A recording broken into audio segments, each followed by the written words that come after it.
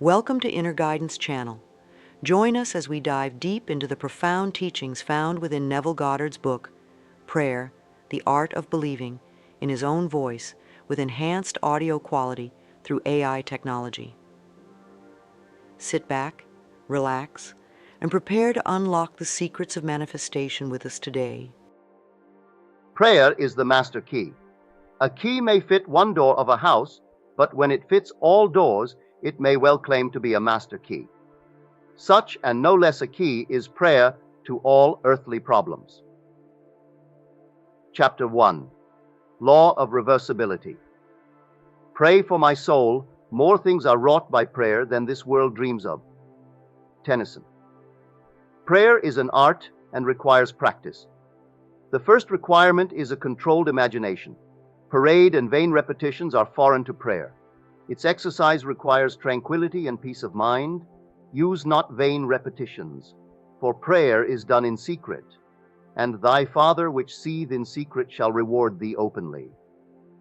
The ceremonies that are customarily used in prayer are mere superstitions and have been invented to give prayer an air of solemnity. Those who do practice the art of prayer are often ignorant of the laws that control it. They attribute the results obtained to the ceremonies and mistake the letter for the spirit. The essence of prayer is faith, but faith must be permeated with understanding to be given that active quality which it does not possess when standing alone. Therefore get wisdom, and with all thy getting get understanding. This book is an attempt to reduce the unknown to the known, by pointing out conditions on which prayers are answered and without which they cannot be answered. It defines the conditions governing prayer in laws that are simply a generalization of our observations. The universal law of reversibility is the foundation on which its claims are based. Mechanical motion caused by speech was known for a long time before anyone dreamed of the possibility of an inverse transformation, that is, the reproduction of speech by mechanical motion, the phonograph. For a long time, electricity was produced by friction, without ever a thought that friction, in turn, could be produced by electricity. Whether or not man succeeds in reversing the transformation of a force, he knows, nevertheless, that all transformations of force are reversible. If heat can produce mechanical motion, so mechanical motion can produce heat. If electricity produces magnetism, magnetism too can develop electric currents. If the voice can cause undulatory currents, so can such currents reproduce the voice, and so on. Cause and effect, energy and matter, action and reaction are the same and interconvertible. This law is of the highest importance, because it enables you to foresee the inverse transformation once the direct transformation is verified. If you knew how you would feel, were you to realize your objective, then, inversely, you would know what state you could realize were you to awaken in yourself such feeling. The injunction to pray, believing that you already possess what you pray for, is based upon a knowledge of the law of inverse transformation. If your realized prayer produces in you a definite feeling or state of consciousness, then, inversely, that particular feeling or state of consciousness must produce your realized prayer. Because all transformations of force are reversible, you should always assume the feeling of your fulfilled wish. You should awaken within you the feeling that you are and have that which heretofore you desired to be and possess. This is easily done by contemplating the joy that would be yours were your objective an accomplished fact, so that you live and move and have your being in the feeling that your wish is realized. The feeling of the wish fulfilled, if assumed and sustained, must objectify the state that would have created it. This law explains why faith is the substance of things hoped for, the evidence of things not seen, and why he calleth things that are not seen as though they were, and things that were not seen become seen.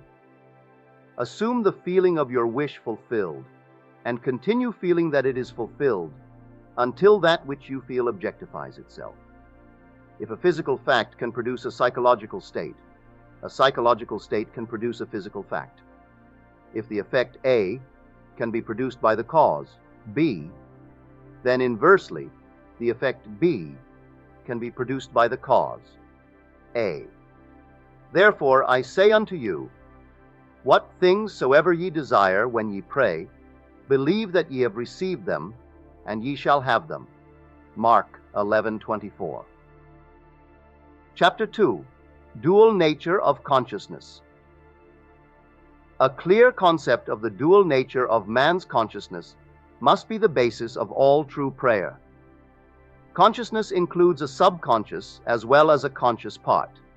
The infinitely greater part of consciousness lies below the sphere of objective consciousness. The subconscious is the most important part of consciousness. It is the cause of voluntary action. The subconscious is what a man is. The conscious is what a man knows. I and my Father are one, but my Father is greater than I. The conscious and subconscious are one, but the subconscious is greater than the conscious. I of myself can do nothing. The Father within me, he doeth the work. I, objective consciousness, of myself can do nothing. The Father, the subconscious, he doeth the work. The subconscious is that in which everything is known, in which everything is possible, to which everything goes, from which everything comes, which belongs to all, to which all have access. What we are conscious of is constructed out of what we are not conscious of. Not only do our subconscious assumptions influence our behavior, but they also fashion the pattern of our objective existence. They alone have the power to say, let us make man, objective manifestations, in our image, after our likeness. The whole of creation is asleep within the deep of man and is awakened to objective existence by his subconscious assumptions.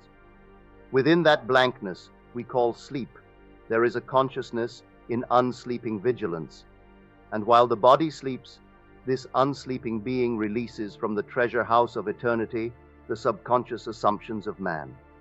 Prayer is the key which unlocks the infinite storehouse.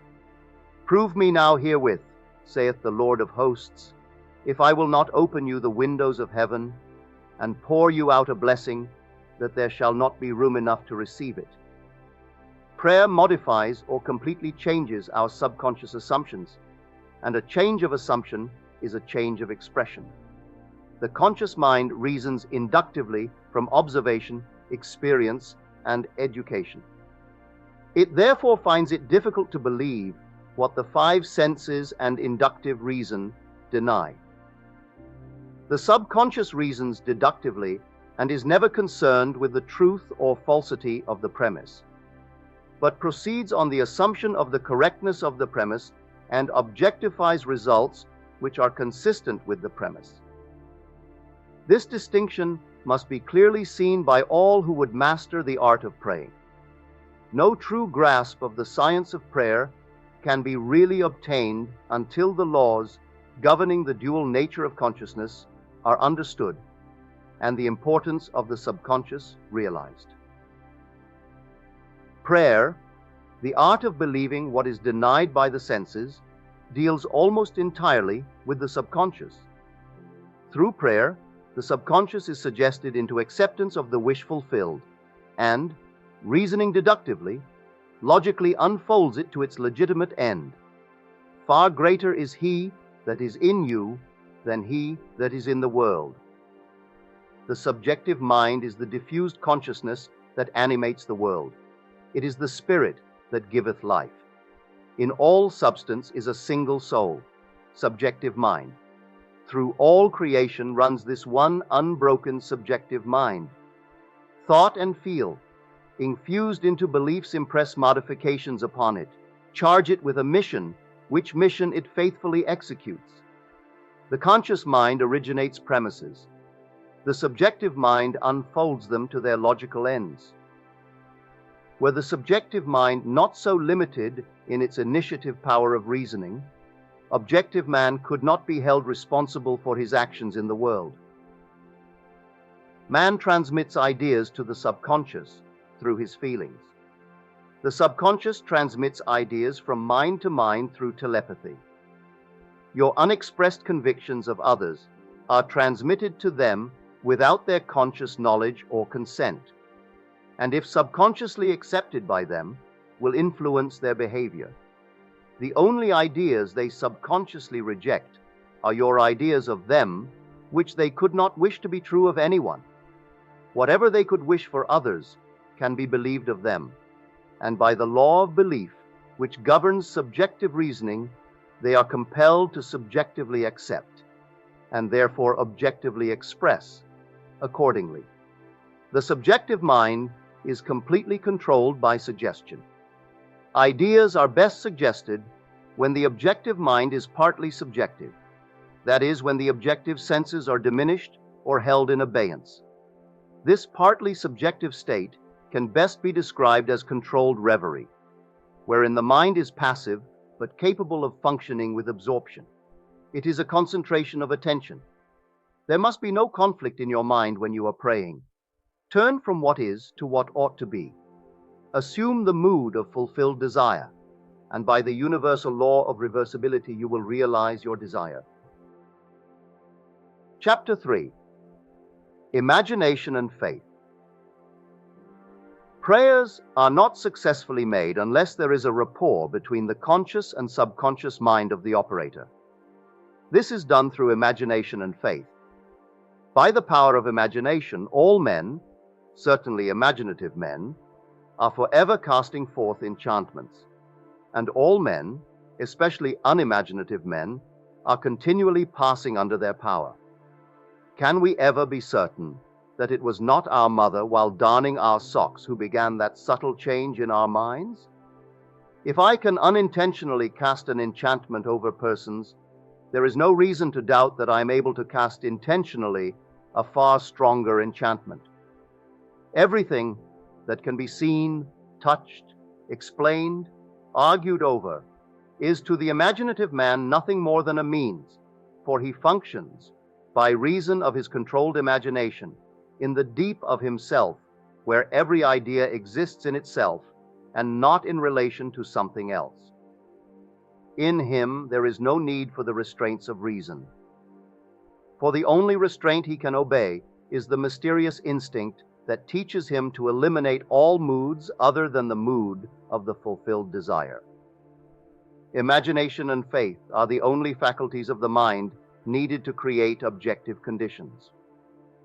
The faith required for the successful operation of the law of consciousness is a purely subjective faith, and is attainable upon the cessation of active opposition on the part of the objective mind of the operator. It depends on your ability to feel and accept as true what your objective senses deny. Neither the passivity of the subject nor his conscious agreement with your suggestion is necessary, for without his consent or knowledge, he can be given a subjective order which he must objectively express. It is a fundamental law of consciousness that by telepathy we can have immediate communion with another.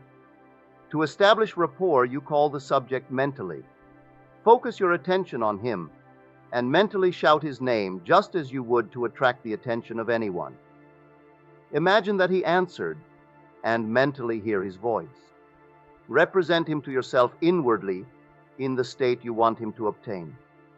Then imagine that he is telling you in the tones of ordinary conversation what you want to hear. Men, Tally, answer him. Tell him of your joy in witnessing his good fortune. Having mentally heard with all the distinctness of reality that which you wanted to hear, and having thrilled to the news heard, return to objective consciousness. Your subjective conversation must awaken what it affirmed.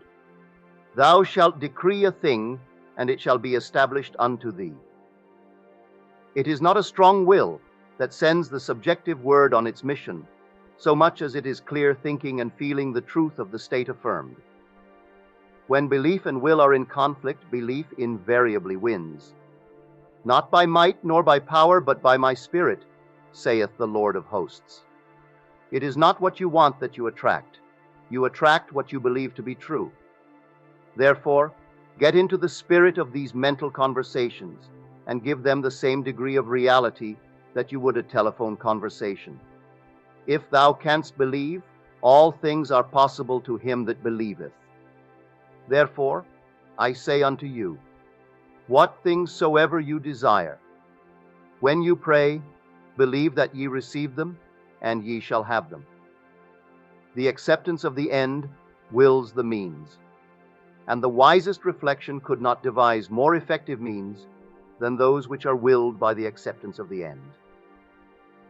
Men, talk to your friends as though your desires for them were already realized. Imagination is the beginning of the growth of all forms, and faith is the substance out of which they are formed. By imagination, that which exists in latency, or is asleep within the deep of consciousness, is awakened and is given form. The cures attributed to the influence of certain medicines, relics, and places are the effects of imagination and faith. The curative power is not in the spirit that is in them, it is in the spirit in which they are accepted. The letter killeth, but the spirit giveth life. The subjective mind is completely controlled by suggestion. So, whether the object of your faith be true or false, you will get the same results. There is nothing unsound in the theory of medicine or in the claims of priesthood for their relics and holy places. The subjective mind of the patient accepts the suggestion of health conditioned on such states, and as soon as these conditions are met, proceeds to realize health. According to your faith, be it done unto you, for all things are possible to him that believeth. Confident expectation of a state is the most potent means of bringing it about. The confident expectation of a cure does that which no medical treatment can accomplish. Failure is always due to an antagonistic autosuggestion by the patient, arising from objective doubt of the power of medicine or relic, or from doubt of the truth of the theory. Many of us, either from too little emotion or too much intellect, both of which are stumbling blocks in the way, or prayer, cannot believe that which our sense deny. To force ourselves to believe will end in greater doubt. To avoid such counter-suggestions, the patient should be unaware, objectively, of the suggestions which are made to him. The most effective method of healing or influencing the behavior of others consists in what is known as the silent or absent treatment. When the subject is unaware, objectively, of the suggestion given him, there is no possibility of him setting up an antagonistic belief. It is not necessary that the patient know objectively that anything is being done for him. From what is known of the subjective and objective processes of reasoning, it is better that he should not know objectively of that which is being done for him. The more completely the objective mind is kept in ignorance of the suggestion, the better will the subjective mind perform its functions. The subject subconsciously accepts the suggestion and thinks he originates it, proving the truth of Spinoza's dictum that we know not the causes that determine our actions. The subconscious mind is the universal conductor which the operator modifies with his thoughts and feelings. Visible states are either the vibratory effects of subconscious vibrations within you, or they are vibratory causes of the corresponding vibrations within you. A disciplined man never permits them to be causes unless they awaken in him the desirable states of consciousness. With a knowledge of the law of reversibility, the disciplined man transforms his world by imagining and feeling only what is lovely and of good report. The beautiful idea he awakens within himself shall not fail to arouse its affinity in others. He knows the Savior of the world is not a man, but the manifestation that would save. The sick man's Savior is health. The hungry man's is food. The thirsty man's Savior is water. He walks in the company of the Savior by assuming the feeling of his wish fulfilled, by the law of reversibility, that all transformations of force are reversible. The energy or feeling awakened transforms itself into the state imagined. He never waits 4 months for the harvest. if in 4 months the harvest will awaken in him a state of joy. Then, inversely, the joy of harvest now will awaken the harvest now. Now is the acceptable time to give beauty for ashes, joy for mourning, praise for the spirit of heaviness, that they might be called trees of righteousness, the planting of the Lord, that he might be glorified. Chapter 4. Energy and Power. Everyone is amenable to the same psychological laws which govern the ordinary hypnotic subject. He is amenable to control by suggestion. In hypnosis, the objective senses are partly or totally suspended.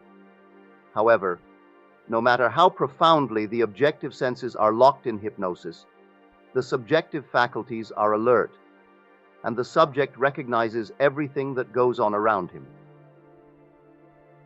The activity and power of the subjective mind are proportionate to the sleep of the objective mind. Suggestions which appear powerless when presented directly to the objective consciousness are highly efficacious when the subject is in a hypnotic state. The hypnotic state is simply being unaware, objectively.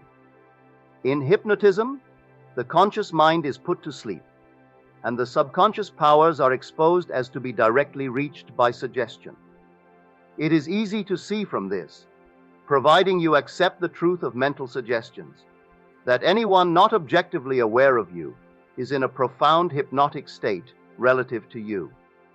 Therefore, curse not the king, no, not in thy thought, and curse not the rich in the bedchamber, for a bird of the air shall carry the voice, and that which hath wings shall tell the matter. Etc. 10:20. What you sincerely believe as true of another, you will awaken within him.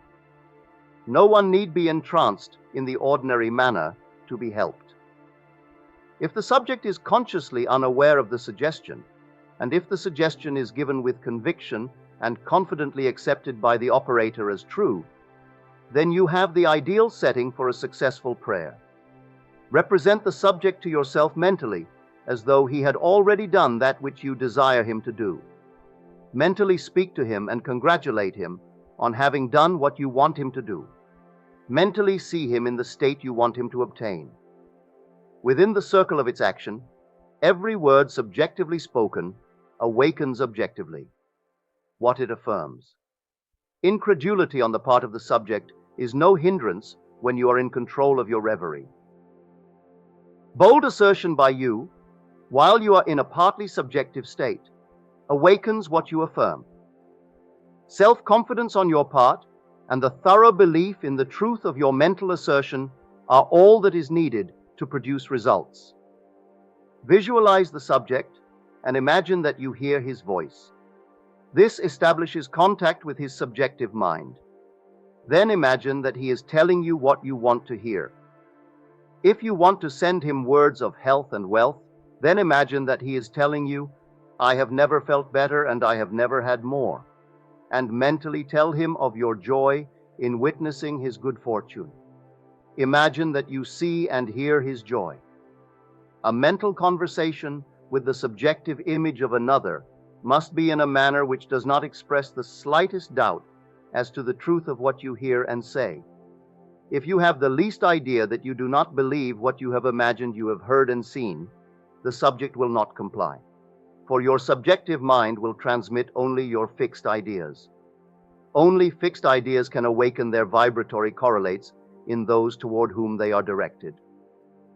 In the controlled reverie, ideas must be suggested with the utmost care. If you do not control your imagination in the reverie, your imagination will control you. Whatever you suggest with confidence is law to the subjective mind. It is under obligation to objectify that which you mentally affirm. Not only does the subject execute the state affirmed, but he does it as though the decision had come of itself, or the idea had originated by him. Control of the subconscious is dominion over all. Each state obeys one mind's control. Control of the subconscious is accomplished through control of your beliefs, which in turn is the all-potent factor in the visible states. Imagination and faith are the secrets of creation. Chapter 5. Law of Thought, transmission. He sent his word and healed them and delivered them from their destructions. He transmitted the consciousness of health and awoke its vibratory correlate in the one toward whom it was directed. He mentally represented the subject to himself in a state of health and imagined he heard the subject confirm it. For no word of God shall be void of power. Therefore hold fast the pattern of healthful words which thou hast heard. To pray successfully, you must have clearly defined objectives. You must know what you want before you can ask for it. You must know what you want before you can feel that you have it. And prayer is the feeling of the fulfilled desire. It does not matter what it is you seek in prayer, or where it is, or whom it concerns. You have nothing to do but convince yourself of the truth of that which you desire to see manifested. When you emerge from prayer, you no longer seek. For you have, if you have prayed correctly, subconsciously assumed the reality of the state sought. And by the law of reversibility, your subconscious must objectify that which it affirms. You must have a conductor to transmit a force. You may employ a wire, a jet of water, a current of air, a ray of light, or any intermediary whatsoever. The principle of the photophone, or the transmission of the voice by light, will help you to understand thought transmission or the sending of a word to heal another. There is a strong analogy between a spoken voice and a mental voice. To think is to speak low, to speak is to think aloud. The principle of the photophone is this: a ray of light is reflected by a mirror and projected to a receiver at a distant point. Back of the mirror is a mouthpiece. By speaking into the mouthpiece, you cause the mirror to vibrate. A vibrating mirror modifies the light reflected on it. The modified light has your speech to carry, not as speech, but as represented in its mechanical correlate. It reaches the distant station and impinges on a disc within the receiver.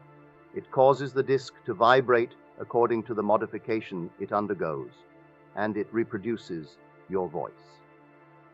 I am the light of the world. I am. The knowledge that I exist is a light by means of which what passes in my mind is rendered visible.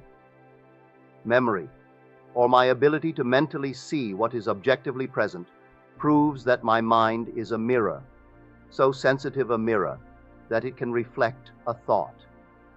The reperception of an image in memory in no way differs as a visual act from the perception of my image in a mirror. The same principle of seeing is involved in both. Your consciousness is the light reflected on the mirror of your mind and projected in space to the one of whom you think. By mentally speaking to the subjective image in your mind, you cause the mirror of your mind to vibrate. Your vibrating mind modifies the light of consciousness reflected on it.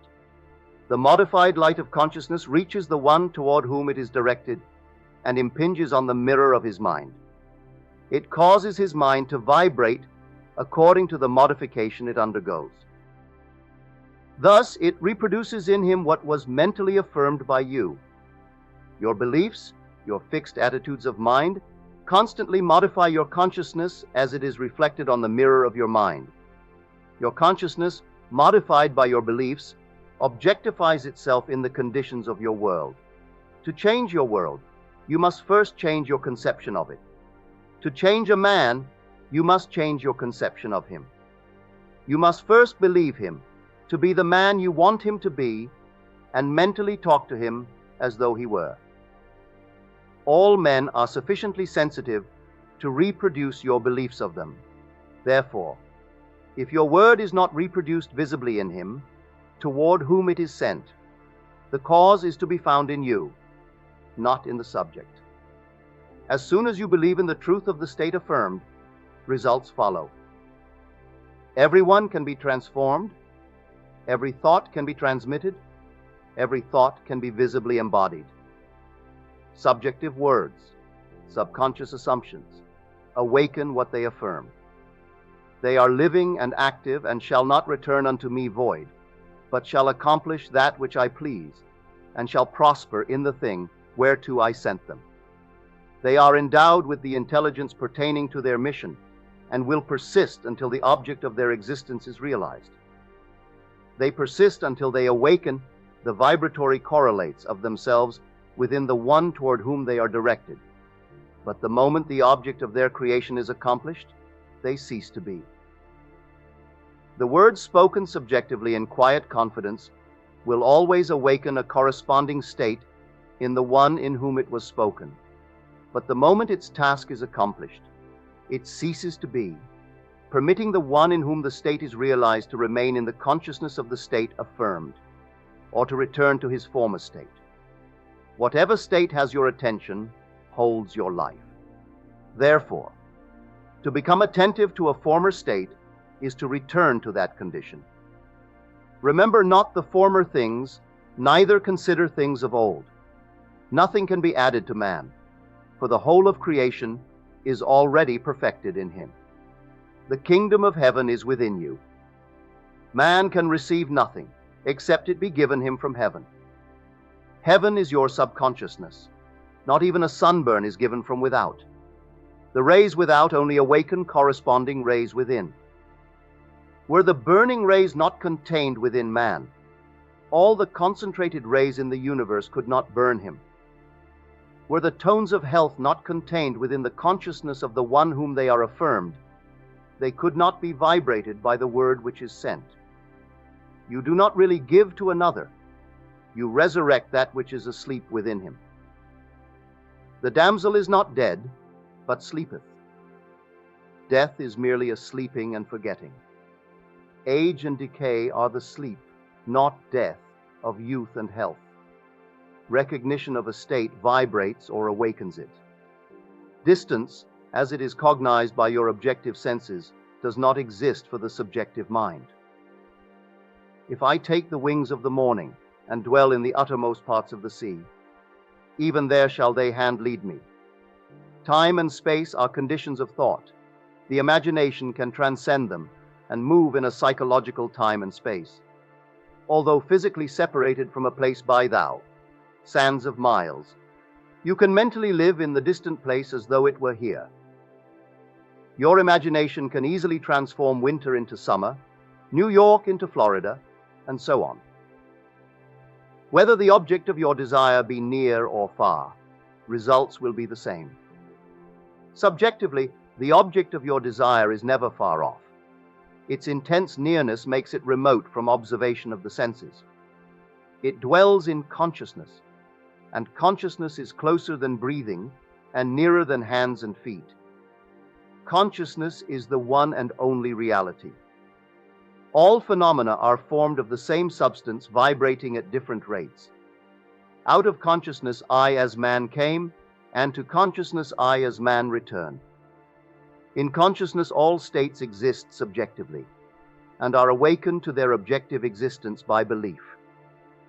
The only thing that prevents us from making a successful subjective impression on one at a great distance, or transforming there into here, is our habit of regarding space as an obstacle. A friend 1,000 miles away is rooted in your consciousness through your fixed ideas of him. To think of him and represent him to yourself inwardly in the state you desire him to be, confident that this subjective image is as true as it were already objectified, awakens in him a corresponding state which he must objectify. The results will be as obvious as the cause was hidden. The subject will express the awakened state within him and remain unaware of the true cause of his action. Your illusion of free will is but ignorance of the causes which make you act. Prayers depend upon your attitude of mind for their success and not upon the attitude of the subject. The subject has no power to resist your controlled subjective ideas of him unless the state affirmed by you to be true of him is a state he is incapable of wishing as true of another. In that case, it returns to you, the sender, and will realize itself in you. Provided the idea is acceptable, success depends entirely on the operator, not upon the subject who, like compass needles on their pivots, are quite indifferent as to what direction you choose to give them. If your fixed idea is not subjectively accepted by the one toward whom it is directed, it rebounds to you from whom it came. Who is he that will harm you, if ye be followers of that which is good? I have been young, and now am old, yet have I not seen the righteous forsaken, nor his seed begging bread. There shall no evil happen to the just. Nothing befalls us that is not of the nature of ourselves. A person who directs a malicious thought to another will be injured by its rebound if he fails to get subconscious acceptance of the other. As ye sow, so shall ye reap. Furthermore, what you can wish and believe of another can be wished and believed of you, and you have no power to reject it, if the one who desires it for you accepts it as true of you. The only power to reject a subjective word is to be incapable of wishing a similar state of another. To give presupposes the ability to receive. The possibility to impress an idea upon another mind presupposes the ability of that mind to receive that impression. Fools exploit the world, the wise transfigure it. It is the highest wisdom to know that in the living universe there is no destiny other than that created out of imagination of man. There is no influence outside of the mind of man. Whatsoever things are lovely, whatsoever are of good report, if there be any virtue and if there be any praise, think on these things. Never accept as true of others what you would not want to be true of you. To awaken a state within another, it must first be awake within you. The state you would transmit to another can only be transmitted if it is believed by you. Therefore, to give is to receive. You cannot give what you do not have, and you have only what you believe. So to believe a state as true of another not only awakens that state within the other, but it makes it alive within you. You are what you believe. Give, and ye shall receive, full measure, pressed down and running over. Giving is simply believing, for what you truly believe of others, you will awaken within them. The vibratory state transmitted by your belief persists until it awakens its corresponding vibration in him of whom it is believed. But before it can be transmitted, it must first be awake within the transmitter. Whatever is awake within your consciousness, you are. Whether the belief pertains to self or another does not matter, for the believer is defined by the sum total of his beliefs or subconscious assumptions. As a man thinketh in his heart, in the deep subconscious of himself, so is he. Disregard appearances and subjectively affirm as true that which you wish to be true. This awakens in you the tone of the state affirmed, which in turn realizes itself in you and in the one of whom it is affirmed. Give, and ye shall receive. Beliefs invariably awaken what they affirm. The world is a mirror wherein everyone sees himself reflected. The objective world reflects the beliefs of the subjective mind. Some people are self-impressed best by visual images, others by mental sounds, and still others by mental actions. The form of mental activity which allows the whole power of your attention to be focused in one chosen direction is the one to cultivate, until you can bring all to play on your objective at the same time. Should you have difficulty in understanding the terms visual images, mental sounds, and mental actions, here is an illustration that should make their meanings clear. A imagines he sees a piece of music, knowing nothing at all about musical notations. The impression in his mind is purely visual image. B imagines he sees the same piece, but he can read music and can imagine how it would sound when played on the piano. That imagination is mental sound. C also reads music and is a pianist. As he reads, he imagines himself playing the piece. The imaginary action is mental action. The visual images, mental sounds, and mental actions are creations of your imagination, and though they appear to come from without, they actually come from within yourself. They move as if moved by another, but are really launched by your own spirit from the magical storehouse of imagination. They are projected into space by the same vibratory law that governs the sending of a voice or picture. Speech and images are projected not as speech or images, but as vibratory correlates. Subjective mind vibrates according to the modifications it undergoes by the thought and feelings of the operator. The visible state created is the effect of the subjective vibrations. A feeling is always accompanied by a corresponding vibration, that is, a change in expression or sensation in the operator. There is no thought or feeling without expression. No matter how emotionless you appear to be, if you reflect with any degree of intensity, there is always an execution of slight muscular movements. The eye, though shut, follows the movements of the imaginary objects, and the pupil is dilated or contracted according to the brightness or the remoteness of those objects. Respiration is accelerated or slowed according to the course of your thoughts. The muscles contract correspondingly to your mental movements. This change of vibration persists until it awakens a corresponding vibration in the subject, which vibration then expresses itself in a physical fact. And the Word was made flesh. Energy, as you see in the case of radio, is transmitted and received in a field, a place where changes in space occur. The field and energy are one and inseparable. The field or subject becomes the embodiment of the word or energy received. The thinker and the thought, the operator and the subject, the energy and the field are one. Were you still enough to hear the sound of your beliefs, you would know what is meant by the music of the spheres. The mental sound you hear in prayer, as coming from without, is really produced by yourself. Self-observation will reveal this fact.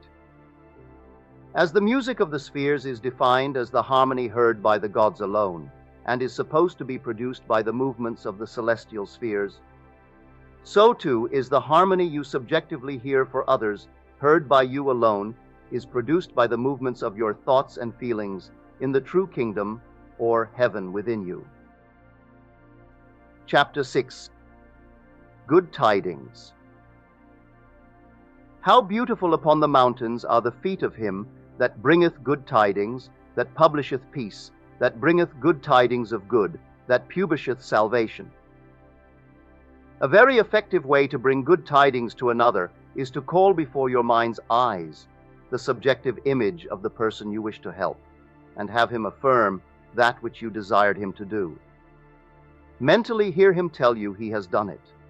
This awakens within him the vibratory correlate of the state affirmed, which vibration persists until its mission is accomplished.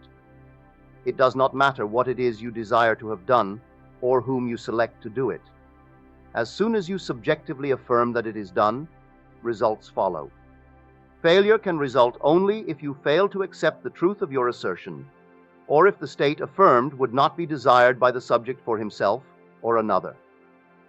In the latter event, the state would realize itself in you, the operator.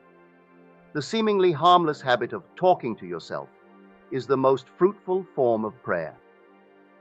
A mental argument with the subjective image of another is the surest way to pray for an argument. You are asking to be offended by the other when you objectively meet. He is compelled to act in a manner displeasing to you unless before the meeting you countermand or modify your order by subjectively affirming a change. Unfortunately, man forgets his subjective arguments, his daily mental conversations with others, and so is at a loss for an explanation of the conflicts and misfortunes of his life. As mental arguments produce conflicts, so happy mental conversations produce corresponding visible states of good tidings. Man creates himself out of his own imagination. If the state desired is for yourself, and you find it difficult to accept as true what your senses deny, call before your mind's eye the subjective image of a friend, and have him mentally affirm that you are already that which you desire to be. This establishes in him, without his conscious consent or knowledge, the subconscious assumption that you are that which he mentally affirmed, which assumption, because it is unconsciously assumed, will persist until it fulfills its mission. Its mission is to awaken in you its vibratory correlate. which vibration, when awakened in you, realizes itself as an objective fact. Another very effective way to pray for oneself is to use the formula of Job, who found that his own captivity was removed as he prayed for his friends. Fix your attention on a friend and have the imaginary voice of your friend tell you that he is or has that which is comparable to that which you desire to be or have. As you mentally hear and see him, feel the thrill of his good fortune and sincerely wish him well. This awakens in him the corresponding vibration of the state affirmed, which vibration must then objectify itself as a physical fact. You will discover the truth of the statement, "Blessed are the merciful, for they shall receive mercy." The quality of mercy is twice blessed. It blesses him who taketh and him who giveth. The good you subjectively accept as true of others will not only be expressed by them, but a full share will be realized by you. Transformations are never total. Force A is always transformed into more than a force B. A blow with a hammer produces not only a mechanical concussion, but also heat, electricity, a sound, a magnetic change, and so on. The vibratory correlate in the subject is not the entire transformation of the sentiment communicated. The gift transmitted to another is like the divine measure, pressed down, shaken together, and running over, so that after 5,000 are fed from the 5 loaves and 2 fish, 12 baskets full are left over. Chapter 7. The Greatest Prayer. Imagination is the beginning of creation. You imagine what you desire, and then you believe it to be true. Every dream could be realized by those self-disciplined enough to believe it. People are what you choose to make them. A man is according to the manner in which you look at him. You must look at him with different eyes before he will objectively change. 2 men looked from prison bars. One saw the mud, and the other saw the stars. Centuries ago, Isaiah asked the question, "Who is blind but my servant, or deaf as my messenger that I sent? Who is blind as he that is perfect, as blind as the Lord's servant?" The perfect man judges not after appearances, but judges righteously. He sees others as he desires them to be. He hears only what he wants to hear. He sees only good in others. In him is no condemnation, for he transforms the world with his seeing and hearing. The king that sitteth on the throne scattereth the evil with his eye. Sympathy for living things, agreement with human limitations, is not in the consciousness of the king, because he has learned to separate their false concepts from their true being. To him, poverty is but the sleep of wealth. He does not see caterpillars, but painted butterflies to be, not winter, but summer sleeping, not man in want, but Jesus sleeping. Jesus of Nazareth, who scattered the evil with his eye, is asleep in the imagination of every man, and out of his own imagination must man awaken him by subjectively affirming, "I am Jesus." Then, and only then, will he see Jesus, for man can only see what is awake in himself. The holy womb is man's imagination. The holy child is that conception of himself which fits Isaiah's definition of perfection. Heed the words of St. Augustine, "Too late have I loved thee, for behold, thou were within, and it was without that I did seek thee." It is your own consciousness that you must turn as to the only reality. There, and there alone, you awaken that which is asleep. Though Christ 1,000 times in Bethlehem be born, if he is not born of in thee, thy soul is still forlorn. Creation is finished. You call your creation into being by feeling the reality of the state you would call. A mood attracts its affinities, but it does not create what it attracts. As sleep is called by feeling, "I am sleepy," so too is Jesus Christ called by the feeling, "I am Jesus Christ." Man sees only himself. Nothing befalls man that is not the nature of himself. People emerge out of the mass, betraying their close affinity to your moods as they are engendered. You meet them seemingly by accident, but find they are intimates of your moods. Because your moods continually externalize themselves, you could prophesy from your moods that you, without search, would soon meet certain characters and encounter certain conditions. Therefore, call the perfect one into being by living in the feeling, I am Christ. For Christ is the one concept of self through which can be seen the unveiled realities of eternity. Our behavior is influenced by our subconscious assumption respecting our own social and intellectual rank and that of the one we are addressing. Let us seek for and evoke the greatest rank, and the noblest of all is that which disrobes man of his morality and clothes him with uncurbed immortal glory. Let us assume the feeling, I am Christ, and our whole behavior will subtly and unconsciously change in accordance with the assumption. Our subconscious assumptions continually externalize themselves, that others may consciously see us as we subconsciously see ourselves, and tell us by their actions what we have subconsciously assumed of ourselves to be. Therefore, let us assume the feeling, I am Christ, until our conscious claim becomes our subconscious assumption that we all with open face beholding as in a glass the glory of the Lord are changed into the same image from glory to glory. Let God awaken his enemies be destroyed. There is no greater prayer for man.